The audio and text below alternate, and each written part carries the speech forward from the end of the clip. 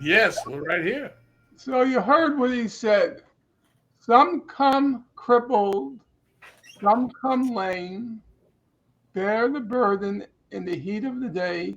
Some come walking in Jesus' name, bear the burden in the heat of the day. In other words, we all have burdens to bear. And when you're feeling down about yourself, remember some come to this world, some come crippled, some come lame.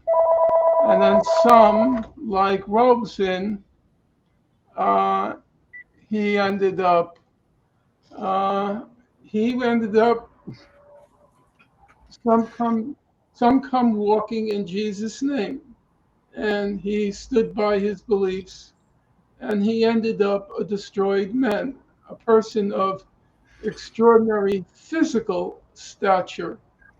And when you look at the pictures of him after he went into seclusion, roughly at the age of 61, you look at there are just a few pictures of him in those years.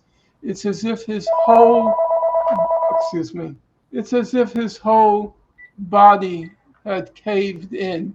It's such a it's such a shattering sight, and that's why it annoys me a little bit that Cornell West doesn't invoke his name and then invoke his sacrifices, his beliefs. And I've always found him in his greatness and also in his twilight. I found him, his person, his example, a great source of personal inspiration. So I pass that on to you on your birthday. Bear the burden in the heat of the day. And just since I understand the woman on before me, she's from Australia. Is that correct? That Uh, is correct. Yes. if you want to see something really magnificent, with all due respect to Australians, I don't know much about them, but there is a decisive racist streak in Australians, which is, you know, it's part of its history. And uh, the reason I mentioned that is if you go on YouTube, you'll find a really special um, video of Robeson performing before Australian workers. I've seen this one. Yeah. And there's such a genuine mutual love and respect Right. and feeling of honor that the great Paul Robeson comes to a construction site, a building site, to perform for the workers. It was the Sydney Opera House. They were building the Sydney Opera House, those Oh, workers. I Yeah. didn't know that at all. Yeah. And wherever he sang, he would sing at the most distinguished uh, houses of arts, and then he would have a separate performance for the workers Yep. to give them access to his musical genius. And it's a double it's a double source of pride. First of all, that Robeson goes to them, but also the reverence. Here is a black man, the sheer reverence they feel for him. Mm. It's a very special thing to behold.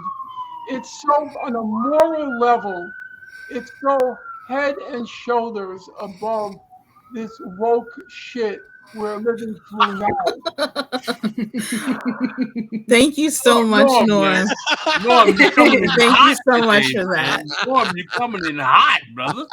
You're coming in hot, brother. You're Norm, coming the in hot hot. stepper Finkelstein, once again. You come. That's how I feel.